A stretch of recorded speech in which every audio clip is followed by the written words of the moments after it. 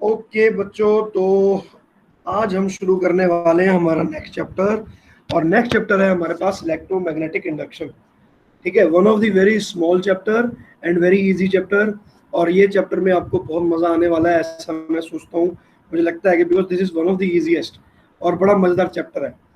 और magnetic induction, ठीक है, तो मैग्नेटिज्म एंड करंट हम पहले कर चुके हैं, तो उसी चीज को कंटिन्यू करते हुए हम आगे जाएंगे। तो आज का सबसे पहला हमारा टॉपिक है मैग्नेटिक फ्लक्स। अब मैग्नेटिक फ्लक्स के बारे में आप सारी चीज़ें जानते हो, मैग्नेटिक फ्लक्स हमने पढ़ चुके हैं, तो we will be a little faster today. तो देखते हैं, wait, okay.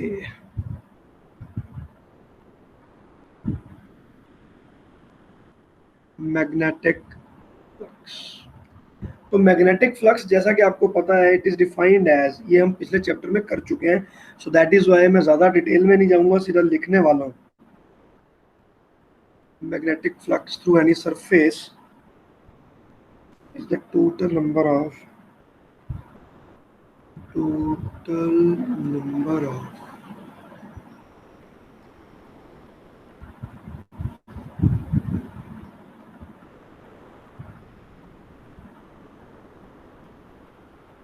total number of magnetic line of forces crossing the surface normally when the surface is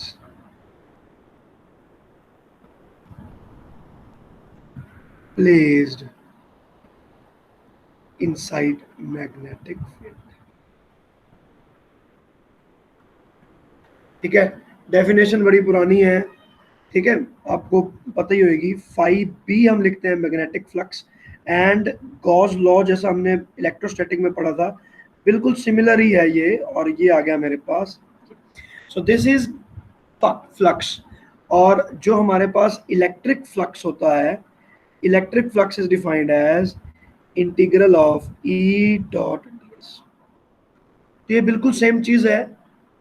Gauss law जब हमने किया था तो हमने गॉसियन सरफेस बनाई थी, और फिर गॉसियन सरफेस का एरिया और इलेक्ट्रिक फील्ड ई, ये दोनों वेक्टर्स के ऊपर हमने ये इंटीग्रेशन किया था, जिसको हमने Q in by epsilon not किया था। मैं यहाँ पे लिख रहा हूँ, this was equal to Q in by epsilon. Magnetism में हमने फ्लक्स भी हमने काउंट किया था, मटेरियल मैग्नेटिज्म एंड मैटर वाले चैप्टर में, और तब हमने कहा था कि this is always equal to zero. So this is the third time you are using the same formula. तो अब मेरे पास फैराडे का जो चैप्टर है इंडक्शन, माइकल फैराडे जिसके नाम पर आप उनके बैच का नाम रखा गया है, तो 5e will be equal to this. So this is the magnetic flux through some certain area, okay, but there is no magnet, there is nothing, so we cannot have a formula like Gauss law or like this Gauss law for magnetism। तो ये Gauss law नहीं है। Gauss law तो अभी मैंने इसका हमने कुछ डिस्कशन ही नहीं किया, ये गॉस लॉ नहीं है, लेकिन उस जैसा है। तो वैसा ही हमने जैसे फ्लक्स वहां पर फाइंड किया था, वैसे फ्लक्स हम यहाँ फाइंड कर रहे हैं। अब जैसे वेयर, अभी इसको मैं यहाँ पे लिख दूंगा, is equal to BDS। BDS नहीं करनी है, आप लोग नॉन मेडिकल के स्टूडेंट हो, जो मेडिकल के हैं वो कर सकते हैं BDS। उसके बाद आ गया cos theta, where theta is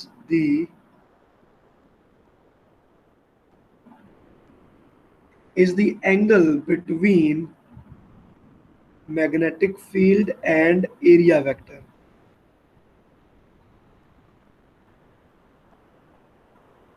ठीक है ना, S वेक्टर कह लो या एरिया वेक्टर, तो theta is the angle between these two. तो ये सारा कुछ आप पढ़ चुके हो, ठीक है।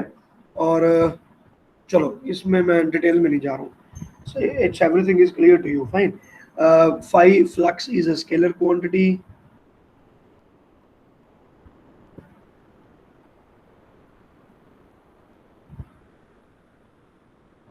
because it is the scalar product of two vectors। SI unit क्या आएगा इसका, ये भी आप पढ़ चुके हो, मैग्नेटिक फ्लक्स है, ठीक है। तो टेस्ला मीटर स्क्वायर कह लो, या फिर इसको एक हमने नया नाम दिया वेबर, जो पहले हम करके रखे थे, तो वेबर आ गया। So weber is the flux. Okay, तो ये आपके पास हो गया, और इसके डायमेंशंस भी लिखवा देता हूँ आपको। ये तो सिर्फ एक रिवीजन है, जो अभी तक हम कर चुके हैं, ये सारी वही चीजें हैं। आप लोगों के टेस्ट में बाकियों के सबके अच्छे नंबर ही आए हैं, ठीक है, तो जिनके अच्छे नंबर आए हैं उनको इसमें अभी कोई प्रॉब्लम नहीं आई होगी अभी तक के टॉपिक में, because this is what we have already done. तो यहाँ तक आपका डन है जी। ओके, तो सीजीएस यूनिट में जो कन्वर्जन है वो भी मैं आपको यहीं पे लिखवा देता हूँ। 1 मैक्सवेल सीजीएस में,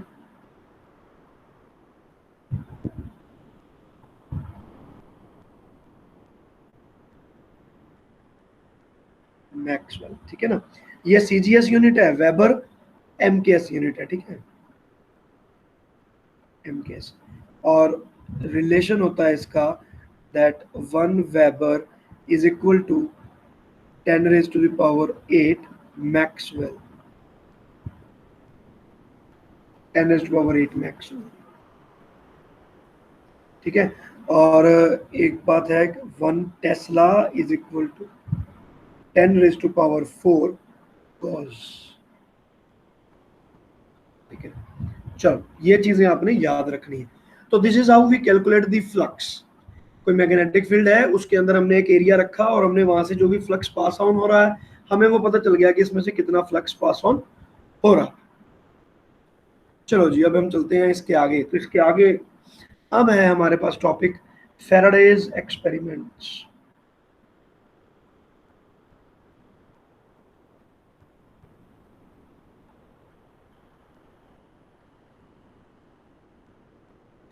तो बच्चे नियरली लाइक 1820s के आसपास जो ऑयस्टेड एक्सपेरिमेंट है वो हम डिस्कस कर चुके हैं, कि जिसने ये डिस्कवर किया था that there is a magnetic field because of a current carrying conductor. वो 1820 के आसपास हुआ था। तो 1831-32 के आसपास फेराडे ने कुछ एक्सपेरिमेंट्स किए थे। फेराडे 1820-1830 बहुत पुराना टाइम है। पंजाब में महाराजा रंजीत सिंह थे तब, ठीक है।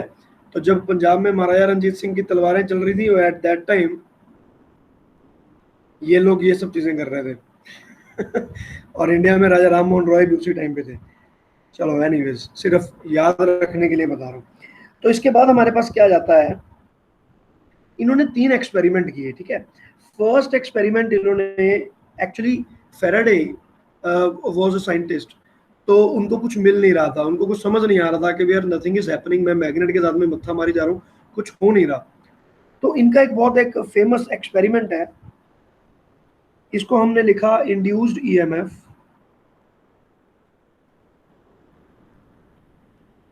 इंड्यूस्ड ईएमएफ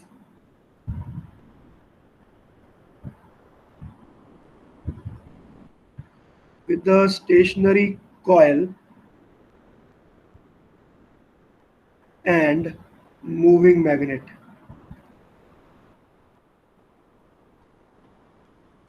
क्या मतलब कि इन्होंने क्या किया, ये तो चलो नाम लिखने वाली बात है, पहले नाम थोड़ी ना था। इन्होंने क्या किया, एक कॉइल बनाई। तो ऐसा करके खूब सारी एक कॉइल यहाँ पे पड़ी है, लेट अस से ये रही एक कॉइल, ठीक है। और बिल्कुल इसके साथ में एक कॉइल बना देते हैं,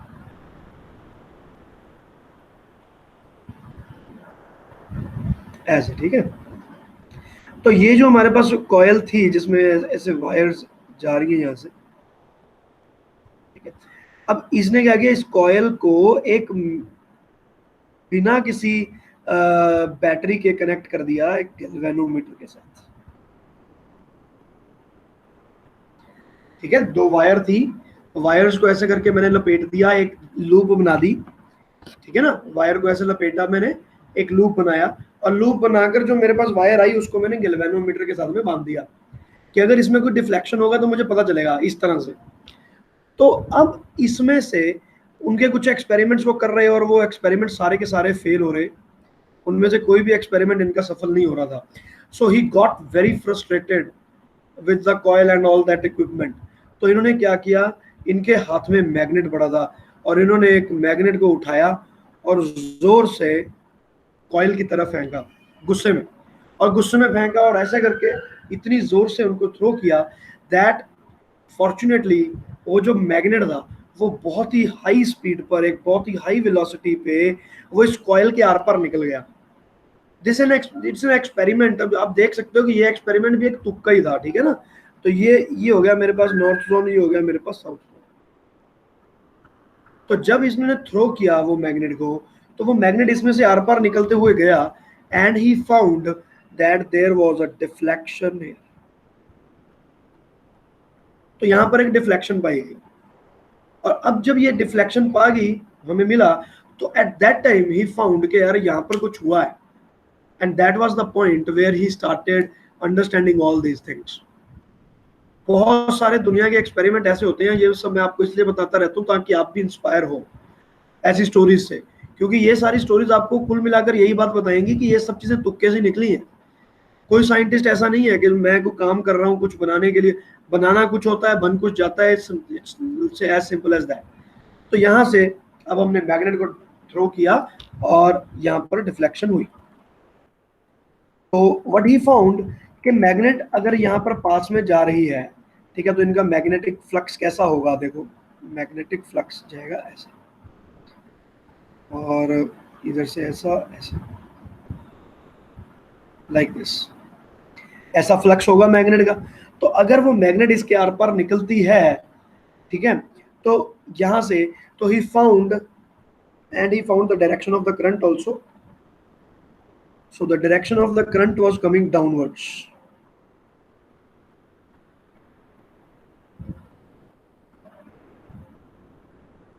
लाइक दिस। तो इस तरह से आप इसका मैग्नेटिक यहाँ पर इंडक्शन हो गया। तो from here he came to this conclusion that induction current, this current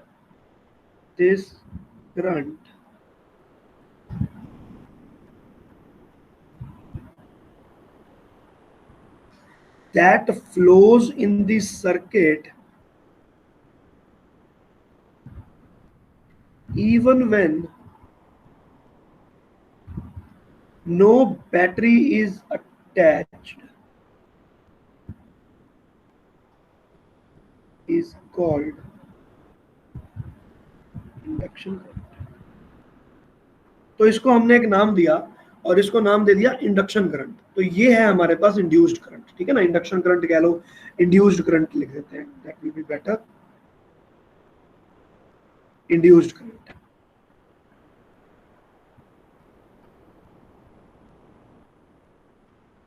तो ये हो गया इंड्यूस्ड करंट, इंडक्शन हो गया, ठीक है। तो अब इसके बाद तो बहुत सारे एक्सपेरिमेंट्स होने लगे।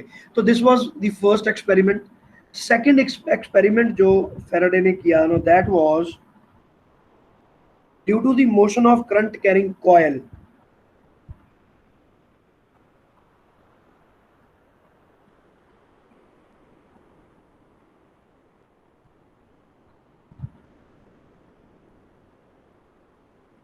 अब इन्होंने क्या किया, मैग्नेट की जगह पर इन्होंने एक कॉइल ले ली। अब ऑब्वियसली तो पिछले चैप्टर में हमने पढ़ा है, a bar magnet can be replaced by a coil, a coil can be replaced by a bar magnet. Same चीज उन्होंने यहाँ पर करके देखी। इसकी जगह पे हमने क्या कर दिया, एक कॉइल रख दी, और उस कॉइल में से करंट जब पास हुआ और उसको फिर हमने मूव करके देखा। अगर आपका वो करंट कांस्टेंट है तो कोई करंट नहीं मिला। Movement of the current is very important. तो यहाँ पर क्या है, moving magnet. The point to be noted is moving magnet. अगर ये मैग्नेट मूव नहीं कर रहा तो फिर नहीं बात बन रही। तो सिमिलरली हमारे पास यहाँ पर आ गया moving, the motion of a current carrying coil. जो वो दूसरी कॉइल है उसका मूव करना जरूरी है। तो at that time also he found that the deflection was found. And now number three है हमारे पास, number third is, yes, number third is due to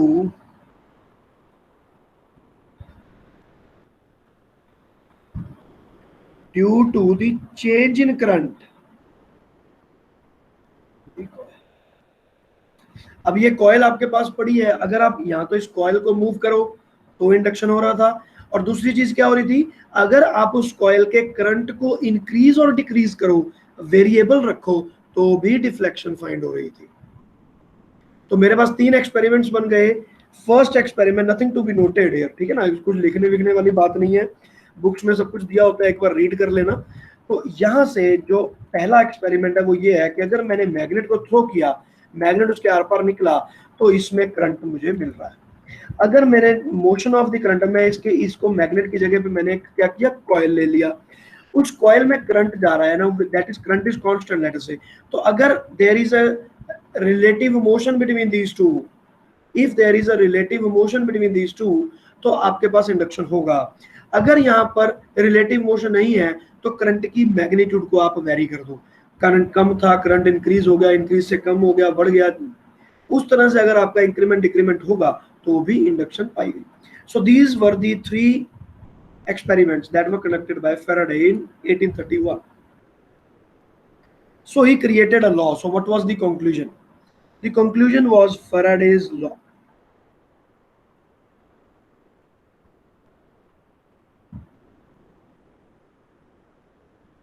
Faraday's law. So now Faraday's law ये 2 हैं, तो इसमें मेरे पास first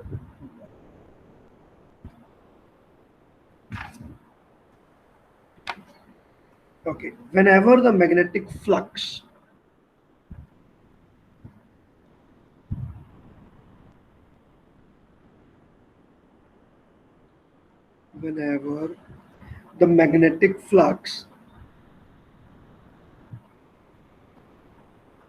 linked with a closed circuit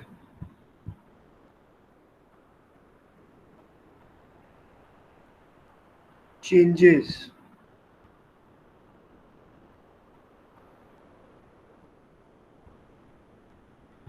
an EMF, hence a current, is induced in it.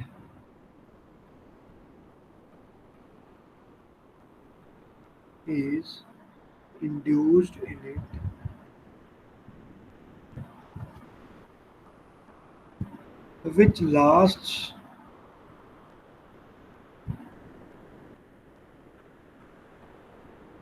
only so long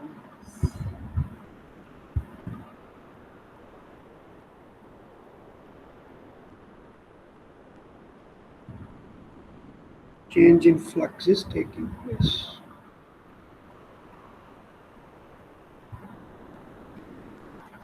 कहने का अर्थ क्या हो गया कि इसने क्या किया फेराडे ने, अब फेराडे भाई साहब बोलते हैं कि भाई आप अब मैग्नेट को छोड़ दो, मैग्नेटिक फ्लक्स पर आ जाओ। तो मैग्नेटिक फ्लक्स मेरा यहाँ पर डिफाइंड है, phi b is equal to integral of p dot ds। तो आप इस कॉइल से एसोसिएटेड जो फ्लक्स है उसको कैलकुलेट कर लो।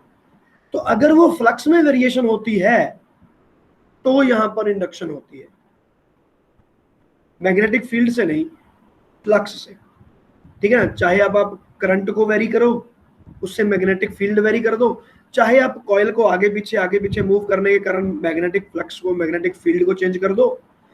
मैग्नेटिक चीज जो आपका मैग्नेटिक फ्लक्स है, that has to be changed somehow. So this is first law, ठीक है। तो फर्स्ट लॉ आ गया, whenever the magnetic flux linked with the closed circuit changes EMF induce. दूसरी बात क्या है, हम ये नहीं कहेंगे करंट आया, उस सर्किट में ईएमएफ इंड्यूस हुआ। देखो अब यहाँ पर ये वाले सर्किट में करंट मूव किया, भाई करंट इसलिए मूव किया क्योंकि सर्किट पूरा था। अगर सर्किट पूरा ना होता तो क्या तो भी कुछ होता कि नहीं होता? अगर सर्किट पूरा कंप्लीट नहीं हुआ होता तो उस केस में भी इंडक्शन होती, लेकिन तब किसकी इंडक्शन होती? इंड्यूस्ड ईएमएफ की। करंट नहीं फ्लो करता क्योंकि आपका सर्किट पूरा नहीं है। इट मींस इलेक्ट्रोमैग्नेटिक फोर्स, जिसे इलेक्ट्रोमोटिव फोर्स कह लो, या पोटेंशियल तो आपका डेवलप हो जाता, करंट को फ्लो करवाने का पोटेंशियल ड्रॉप जो है वो बन जाता, लेकिन करंट फ्लो नहीं करता क्योंकि सर्किट आपका इनकम्प्लीट था, ठीक है। तो ये हो गया आपका first law. Now second law is ठीक है। अब इसने तो बोला कि जब भी चेंज होगा तो ईएमएफ आएगा, तो सेकंड लॉ में इन्होंने ईएमएफ की वैल्यू दे दी।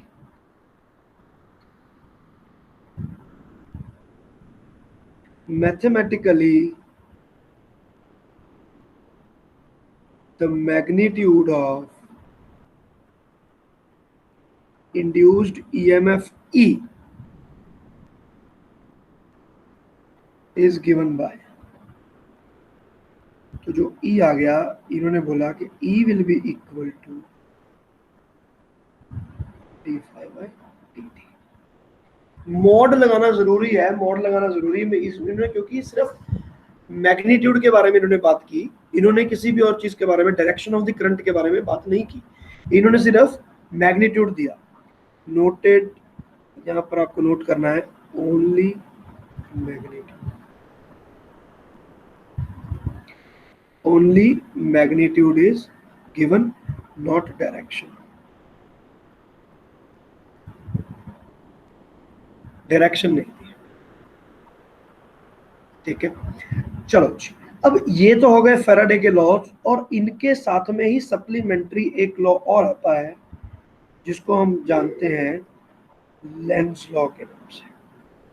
ना लेंज लॉ क्या चीज है? लेंज लॉ देता है हमें direction. Lenz law tells us about the direction in which the induced current will flow. तो डायरेक्शन हमें फाइंड हो गई, तो डायरेक्शन कैसे फाइंड होगी लेंज लॉ की? The direction of induced current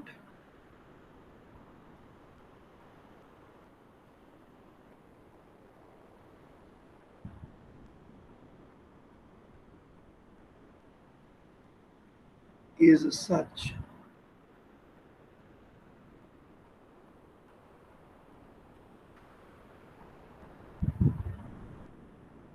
that it opposes the cause which produces it.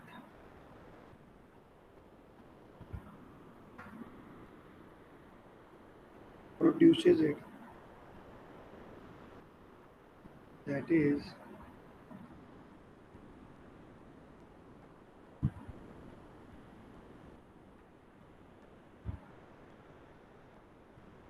अगर lens ने ये बात बोली कि भाई ये इसकी डायरेक्शन क्या आएगी, इन्होंने बोला कि इनकी डायरेक्शन करंट की, इंड्यूस करंट की वो होगी जिस डायरेक्शन में अगर कॉइल के अंदर करंट होगा तो it will give rise to another magnetic field. Point to be noted बच्चे, लेंज लॉ यहाँ पर मैं आपको बता दूं, Lenz law one of those laws हैं जो बच्चों को बहुत ज्यादा कंफ्यूज करता है, और बच्चे अगर गलती करते हैं तो वो लेंज लॉ में ही करते हैं, डायरेक्शन फाइंड करने में ही करते हैं। तो इसलिए लेंज लॉ को ध्यान से सुनो।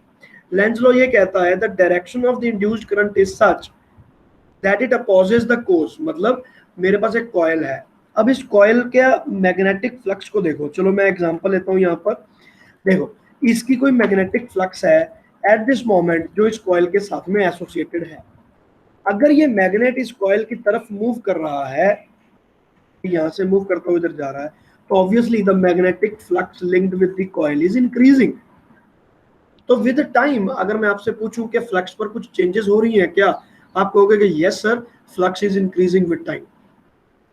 तो इंड्यूस्ड करंट आपका इस तरह की इंडक्शन प्रोवाइड करता है, इस तरह की इंडक्शन प्रोवाइड करता है जो मैग्नेटिक फील्ड प्रोवाइड करेगा, जो मैग्नेटिक फील्ड उसके मैग्नेटिक फील्ड के अगेंस्ट होगा। मतलब अगर ये मैग्नेट इसके पास आई तो इसका फ्लक्स इसमें से इंक्रीज हो गया, तो अगर d∅dt की वैल्यू पॉजिटिव है तो ये उल्टा करंट मैग्नेटिक फील्ड देगा। तो इसकी तरफ से जो मैग्नेटिक फील्ड बनने वाला होगा वो किधर का होगा? वो इस साइड का है, ऐसे। अब देखो, अगर आपका करंट रेड कलर में नीचे की तरफ जा रहा है तो उसको उंगलियां घुमाकर देखो, आप स्क्रू रूल यूज करके देखो। मैंने आपको बताया था कॉइल का स्क्रू रूल हम यूज करेंगे तो मैग्नेटिक फील्ड की डायरेक्शन क्या आ रही है? ब्लू कलर वाली आ रही है। लेकिन जो मैग्नेटिक फील्ड की प्रायर डायरेक्शन थी वो मेरे पास आ रही है ये वाला, ये। तो ये अपोजिट डायरेक्शन इसलिए आएंगी, ये हमेशा ही डायरेक्शंस अपोजिट आएंगी। वो अपोजिट इसलिए because it wants to oppose it. अच्छा, समझ में आ गया? हाँ भाई एवरीबॉडी, लेंज लॉ, ठीक हाँ है। जी। तो लेंज लॉ को आप ये यूं लिख सकते हो कि जो E is equal to d phi by d t था, इन्होंने इसको चेंज कर दिया। इन्होंने बोला कि you can write it safely as minus of d phi by d t. Phi के पैरों में फाइव बी लिख दो तो थोड़ा बेटर हो जाता है, नहीं लिखोगे तो भी काम चलेगा, लेकिन थोड़ा सा कंफ्यूजन होता है कि भाई ये इलेक्ट्रिक फील्ड के बारे में बात हो रही है कि मैग्नेटिक फील्ड के बारे में। तो ये है हमारे पास लेंज लॉ, ये है हमारे पास फैराडे लॉ। ठीक है बच्चे, यहां तक हो गया। P is equal to minus d phi by d t. तो ज्यादातर केसेस में तो आपको यहीं पे प्रॉब्लम आएगी कि ये भाई आपकी ईएमएफ जो आई है वो हम डायरेक्शन कैसे फाइंड करें, तो उसको हमें ध्यान से करना है। चलिए, तो इसके आगे देखते हैं। ये हो गया लेंज लॉ, ठीक है। चलो, इसके बाद हमारे पास आता है मोशनल ईएमएफ। मोशनल ईएमएफ, अब हमारा इंपॉर्टेंट चैप्टर जो है वो अब शुरू होने वाला है। अच्छा, डायरेक्शन ऑफ इंड्यूस्ड करंट रह गया हमारा टॉपिक, है ना। चलो जी, डायरेक्शन ऑफ इंड्यूस्ड।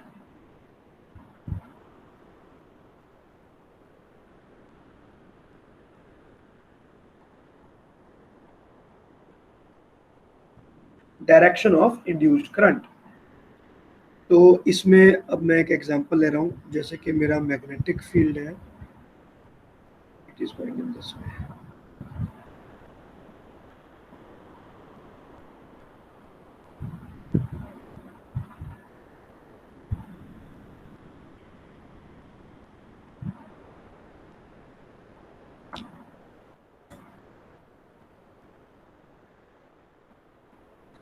तो ये मेरे पास यूनिफॉर्म मैग्नेटिक फील्ड हो गया, ठीक है। और लेट अस से देयर इज अ रॉड, और अब मैं यहाँ पर एक कंडक्टर मैंने बनाया, एंड लेट अस से इसमें किस तरफ रखना पड़ेगा मैग्नेटिक फील्ड कटे नहीं, ये इसमें कहाँ पर लगाऊं?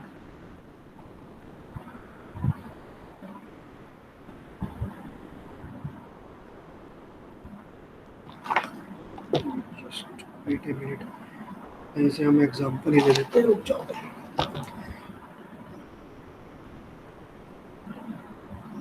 ओके, तो अब ये मुझे डायग्राम 3D बनाना पड़ेगा, ठीक है। और 3D बनाएंगे, और नहीं, ऐसा नहीं बनेगा।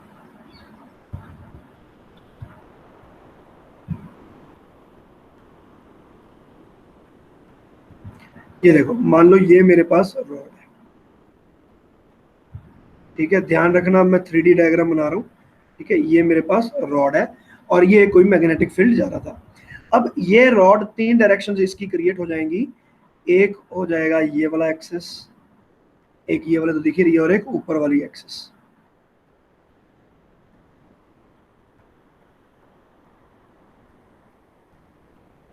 ये तीन डायरेक्शंस आपके पास आ गई, लाइक दिस।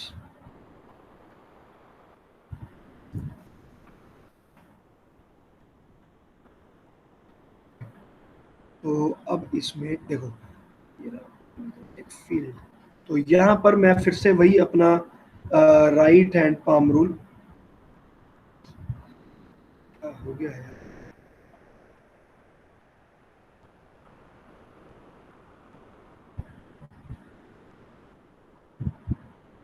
और इसको मैं लिख सकता हूँ टाइप 3, ठीक है ना। तो पहले मैं टाइप 1 टाइप 2 करवा दिया था, तो अभी हो गया type 3। Again right hand palm rule, right hand ही है, same to same. Magnetic field की तरफ मैं अपनी उंगलियां करूंगा, तो यहाँ पर मेरे पास क्या आ जाएगा, fingers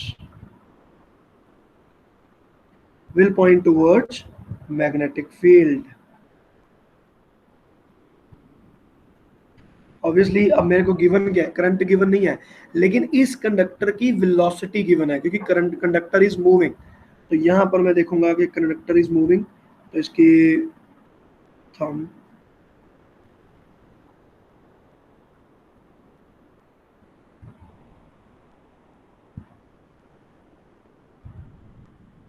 velocity of conductor, and arm will give me the direction of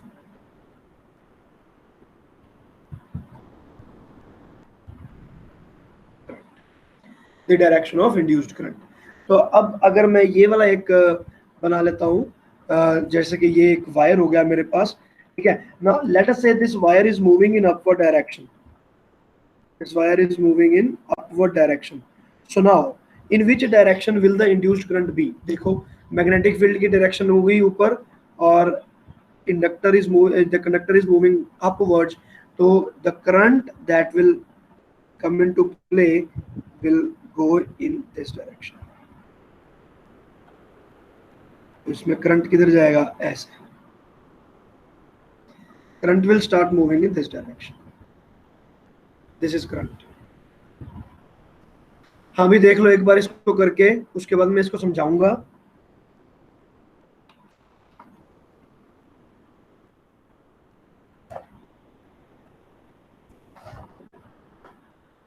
इसको बाद में करना चाहिए था, मेरे ना दिमाग से निकल गई बात, मैंने पहले करवा दिया आपको. बट चलो, मोशनल ईएमएफ. तो this is our next topic, motional EMF.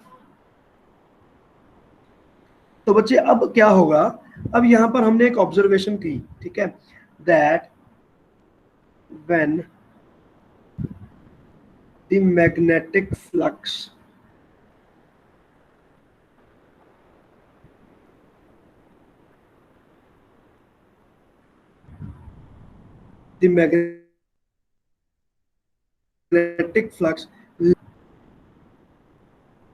with the circuit changes, EMF is induced.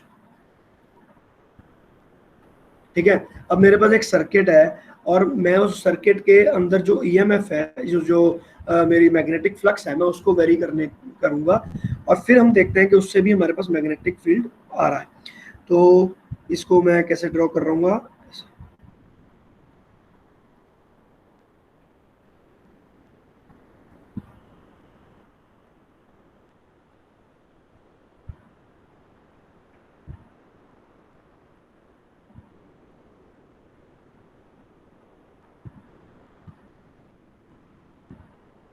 ठीक है. अब जैसे मान लो ये हो गई हमारी रेल्स, ठीक है ना, जो कुछ. अब देखो मैं सर्किट बना रहा हूँ जिसमें एक मूवमेंट होने वाली है, ठीक है. One branch of the circuit is moving. तो थोड़ा ध्यान देना आप. अब यहाँ पर मैंने बनाया, लेट अस से ये मेरे पास एक ब्रांच बन गई, ठीक है, और इसका नाम रखा ए, इसका नाम बी. सुनाओ, फैराडे लॉ को हम यहाँ पे लिखेंगे. सबसे पहले phi b will be equal to B dot ds. So this will be equal to B dot ds into cos theta. ठीक है. और अब इसका इंटीग्रल भी होगा, तो इंटीग्रेशन को मैं फॉर द टाइमिंग छोड़ रहा हूं. तो अब आप देखो कि अगर मैं if flux is to be changed,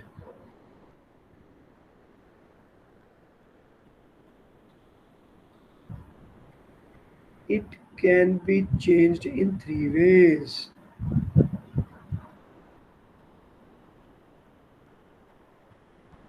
तो नंबर 1, मेरा जो मैग्नेटिक फील्ड है मैं इसको चेंज कर दूं, ठीक है ना. अब देखो मेरे पास एक ऐसा सर्किट है बच्चे, देखो ध्यान से, ठीक है. अभी मैंने इसमें कुछ नहीं किया, सिर्फ इसमें एक मैं मैग्नेटिक फील्ड लगाने वाला हूं. सो लेट अस से मैग्नेटिक फील्ड एग्जिस्ट करता है which is into the board. Magnetic field exist कर रहा है which is into the board.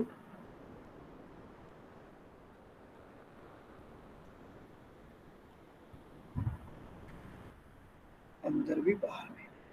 अब देखो आप, अब इस पूरी जो ये मेरे पास सर्किट बन गया, ये वाला जो मेरे पास डब्बा सा बन गया, अब इसके अंदर जो भी मेरे पास फ्लक्स है मैं इसको फाइंड करूंगा. तो मैंने इस फ्लक्स को फाइंड किया, तो मेरे पास यहाँ पर ये चीज आ गई. अब इसमें मैं वैल्यू पुट कर सकता हूँ कि what is the angle between the magnetic field and area. तो मुझे दिख रहा है कि दैट इज 0. तो मैं cos 0 को करूंगा तो cos 0 1, तो ये आ जाएगा b into s. और ds भी करने की जरूरत नहीं है, मैं यहाँ से इसका एरिया फाइंड कर सकता हूँ. So I can find the flux of this. that will be magnetic field into area, so that will be the flux at this moment. लेकिन अब मैंने क्या किया, ये मेरे पास फ्लक्स, अब मैं इसको वेरी करूंगा। अब मैं यहाँ पर क्या क्या चीजें वेरी करूं, इसके फ्लक्स को वेरी करने के लिए या तो मैं मैग्नेटिक फील्ड को वेरी कर दूं, या तो मेरा मैग्नेटिक फील्ड वेरी हो जाए। बी, अगर magnetic field with respect to time change होगा तो मेरा फ्लक्स चेंज होगा, या फिर एरिया चेंज हो और या फिर थीटा चेंज हो। तो मेरे पास पहली ऑप्शन जो सबसे आसान है वो है मैग्नेटिक फील्ड को वेरी करना। अब मैं यहां पर लिखता हूं magnetic flux at this moment. Okay,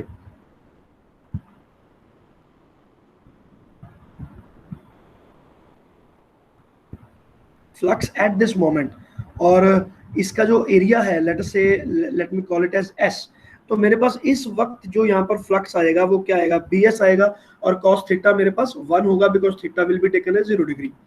तो ये आ गया बी इंटू एस, ये हो गया ये इसके साथ में जो एसोसिएटेड फ्लक्स है। तो अब मैं इसको वेरी कैसे करूंगा, अगर मैं बी वेरी करूंगा तो वेरी हो जाएगा, और या फिर मेरे पास एक और तरीका है कि मैं इसका एरिया वेरी करूं। तो अब मैं मैग्नेटिक फील्ड को आप वेरी कर सकते हो विद रिस्पेक्ट टू टाइम, तो that will become a very easy question, ठीक है ना। सेकंड पॉइंट इज कि मैं इसमें एरिया चेंज करूं, cross section area.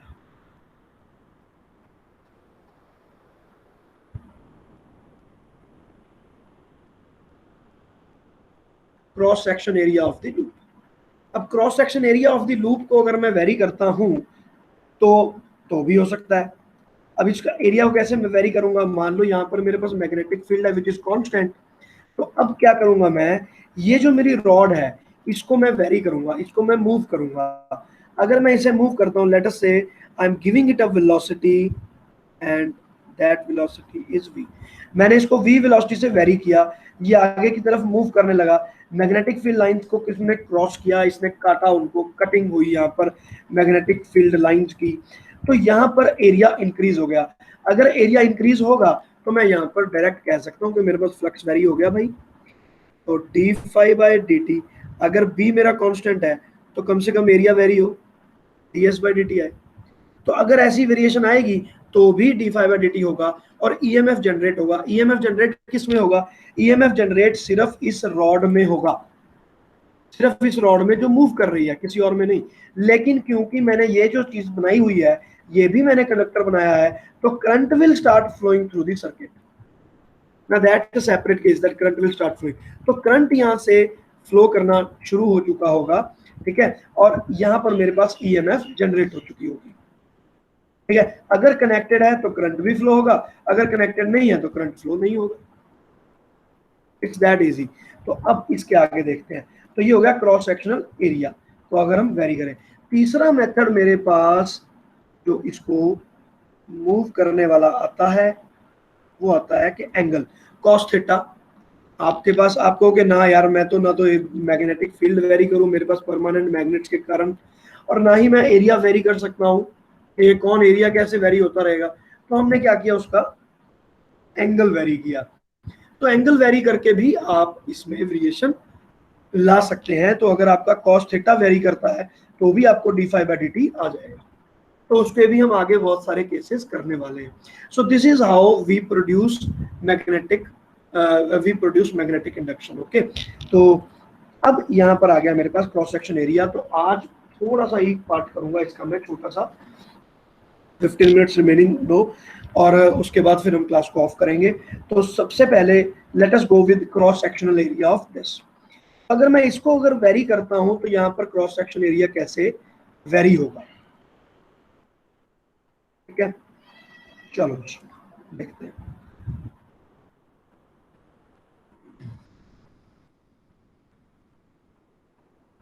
So here phi p will be given by induction of b dot ds। तो इसको मैंने क्या लिख दिया, b dot ds cos theta integral phi b is equal to b constant है, bracket से बाहर आ जाएगा। cos थीटा को मैं वैल्यू 90 डिग्री पुट करूंगा तो मेरे पास क्या बचेगा, सिर्फ और सिर्फ एरिया।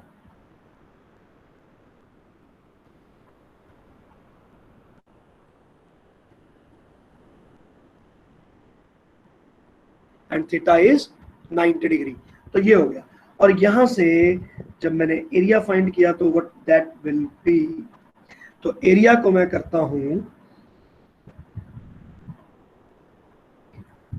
एरिया के लिए मैं यहां पर लिखता हूं L be the length of this wire, और इसको मैं लिख लेता हूं ए। तो ये कर दिया मैंने ए और ये कर दिया मैंने एल। तो मैं यहां पर एरिया लिखता हूं इंटीग्रल ऑफ एल इंटू ए, ठीक है। या इसको अभी फिलहाल फॉर द टाइमिंग नहीं, हम ऐसे नहीं लिख सकते, इसको ऐसे रखना पड़ेगा। पहले हम इसको डिफरेंशिएट करते हैं। So EMF e is equal to, तो अब जब मैं इसको डिफरेंशिएट कर रहा हूं तो ऑब्वियसली मतलब मैं ये इंटीग्रेशन के साइन को हटा दूंगा। तो मैंने ये इंटीग्रेशन के साइन को ही हटा दिया इन द फर्स्ट प्लेस। तो ये मेरे पास बन गया B dot d s, direct B dot d s आ गया, ठीक है। नहीं, ये विद रिस्पेक्ट टू टी भी जाएगा, B dot d s by d t, ये बन गया। तो अब ये आ गया बी, और एस आ गया मेरे पास एल इंटू ए, या एल इंटू ए नहीं लिखेंगे, चेंज इन एरिया लिखेंगे। ओके, देखो बच्चे, डीएस क्या है हमारे पास, चेंज इन एरिया। तो चेंज इन एरिया हो गया, इसको थोड़ा सा मैं मूव करूंगा इस रॉड को, और मूव करके ये आगे चली गई रॉड। लेट अस से ये रॉड यहां तक चला गया, and the distance that was travelled,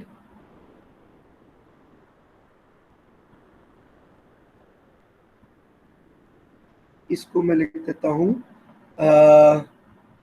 dx। चलो a को भी मैं x लिख देता हूं, इसको भी आप हटा दो, इसको हम लिखेंगे x, ठीक है।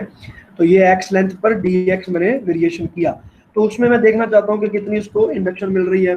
तो ये एरिया को मैं लिखूंगा l dot dx divided dt, so this will become b into l into dx by dt, so this will become PLV। तो ये आ गया मेरे पास E PLV। हाँ भाई बच्चों, समझ में आया नहीं आया?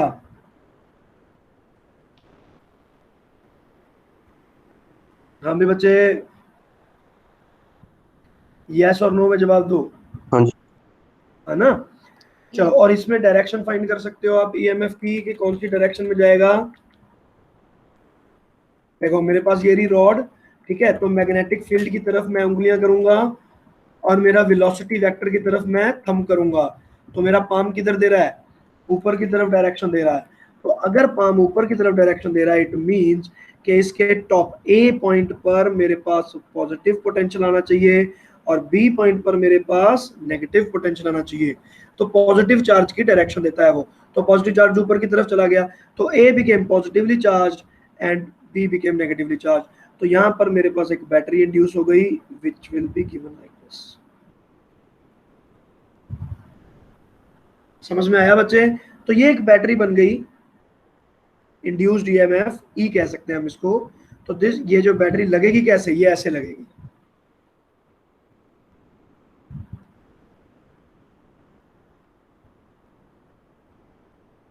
ठीक है। चलो, तो आज के लिए इतना ही, ठीक है। तो ये हो गया आपका मोशनल ईएमएफ। तो मोशनल ईएमएफ को हम कल दोबारा करेंगे, अगर आपको कोई डाउट हो तो मुझसे पूछ सकते हो। उससे पहले what is Faraday's law and what is Lenz law, तो ये आपके सामने यहाँ पर सब कुछ आ चुका है। और इसमें अभी भी अगर कोई भी आपको प्रॉब्लम आ रही हो, ठीक है, तो मुझे बता देना। एक डीपीपी इसकी मैं आज आपको शेयर कर दूंगा, that DPP will be for Faraday's law and Lenz law. तो उस डीपीपी को आज आप कंप्लीट करने की पोजीशन में हो, और अब आप उसको कंप्लीट कर लेना, ठीक है। तो कल उसके डाउट्स ले लेना मेरे से। Will that be clear? Yes sir. हाँ जी। ठीक है भाई।